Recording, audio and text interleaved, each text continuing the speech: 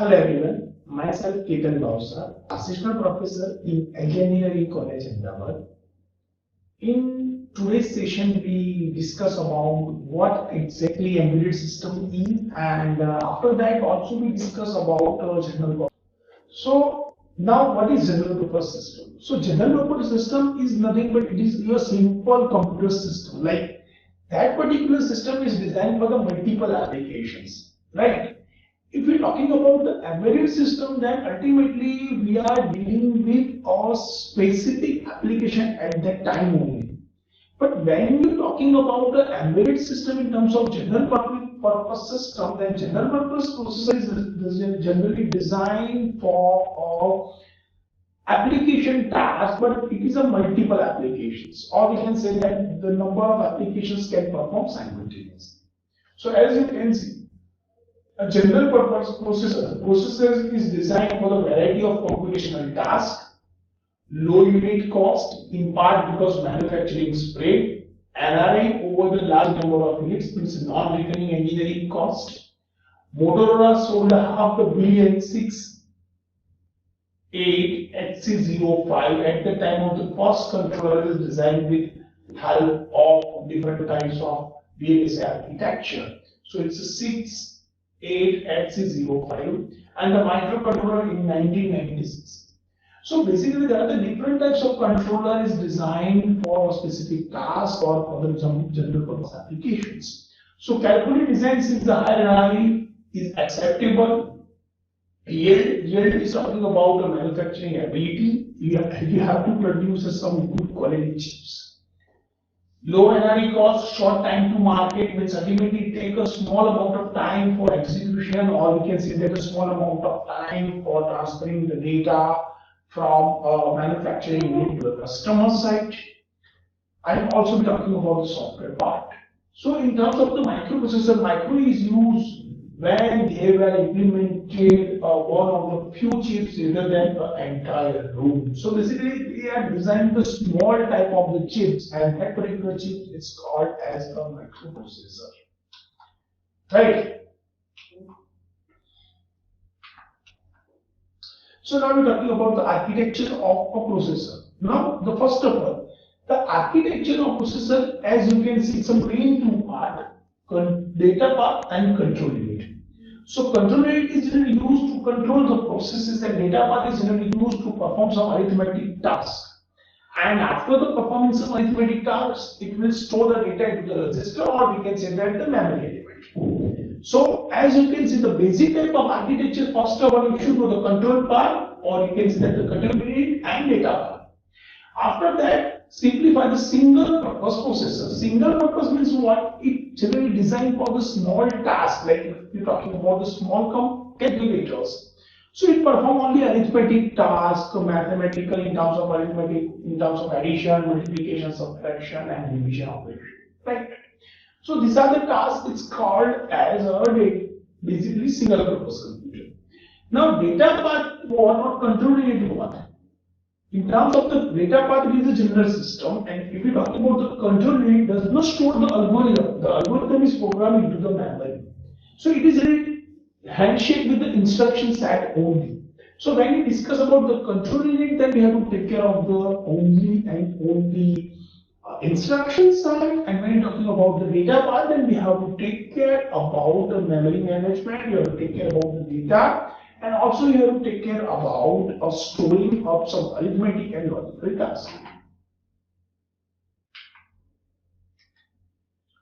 Now, the data path operation. So first of all, what exactly data path operation is? So first of all, the data is loaded inside the memory. So read memory location into the register. Now it will store the data, perform some arithmetic task inside a specific data path. And after the performing some arithmetic and logical tasks, it will again store back inside a specific register, or we can say that the memory management, or we can say that the RAM. So first of all, it will read the data, perform some arithmetic and logical tasks, and again it will store back to the memory element. So this one is specifically for the data path operation. Now we move ahead and we discuss about the control unit.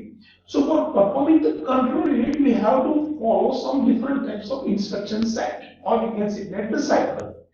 In that, we have to work on the fetch, decoder, fetch operand, execute, and store. So basically, these are the pipeline structure that we are following for designing, or we can say that to manage a control unit. So control unit is really used to design the storing the memory programs to specific execution of the task, to fetch the particular operand and performing some specific task and again store back to a memory. So first of all, we have to fetch. In terms of the fetch get the next instruction into the IR. So basically it's a program counter and IR. Program counter is performed for counting the instruction and IR is really used to hold the temporary data. Decoder is determined that the instruction and what exactly instruction is. So maybe if you use a move, NVI or some other type of instruction, then we have to take care in terms of the decoder part. Then fetch operands means exactly we have to fetch the data. What type of data is generally used to take a part of the operation, right? After that, we execute the data to the ALU and store back into the register to the memory, or we directly store the data into the memory. So first of all, what exactly fetch is? In terms of fetch, get the next instruction into the IR, program counter, and also basically we can say that IR. So here you can see this one is your program counter and this one is your IR. So basically program counter is generally used to count the next instruction which is coming up, and IR is generally used to hold the temporary data inside the control unit. After that, decoder. So decoder is what? Exactly after getting the data from the IR, it will decode the type of the instruction that user is applied. It is applied the load command, it is applied the move command, it is applied the LPI command. So which type of the command it will be decoded into the decoder part. And the fetch operand, after specific getting instruction, it fetch the specific data type. It's R1 and R2. So what exactly R1 contain and what exactly R2 contain. Fine. So it fetched to the data path register, as you can see here. Okay, arithmetic and logical task. Again, I already told you, and again it will be stored back inside the system, inside the register. So basically program counter. So first of all, with respect to the clock, it will start the operation. First of all, fetch, decode, fetch operand, execution, and then store. So basically, this one is the cycle is going on over here. So we start with a program counter, as you can see. Program counter is send the data to the IR. It will start the decoding, fetch operand. After fetch operand, it will execute the task, and after executing, it will be store the task. So as you can see, the cycle is going on from here. As you can see, from here to here. And okay. So basically in the next instruction set, again this process is going on. Decode, fetch operand, execute, and store. So these are the cycle is going on, right? Basically, we can consider in the 5-stage pipeline architecture, which is generally used to manage your data type, right? So n-bit processor is also a type of processor that we are using the n-bit ALU, resistor, buses, memory data type. It can be a 8-bit or it can be a 16-bit. So server and also a basic type of the desktop. Clock frequency is generally used to execute the data very faster. In terms of the microprocessor and microcontroller, we also taking care of the specific crystal frequency, because based on the crystal frequency, your data will be start traveling, right? So basically the clock frequency, in terms of the clock period, it will start and execute the data.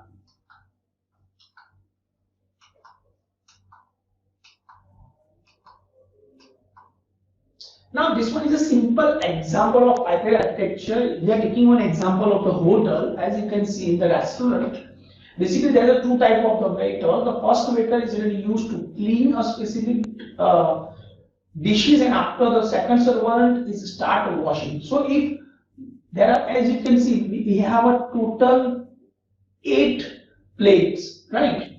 if one servant at a time cleaning 8 different types of plates, and after completing the task, the next servant start for the specific washing or cleaning. So ultimately, it take a large amount of time. But if they are performing simultaneous operation in terms of the cleaning and washing, so you are getting the better result. It will take a less amount of time as compared to the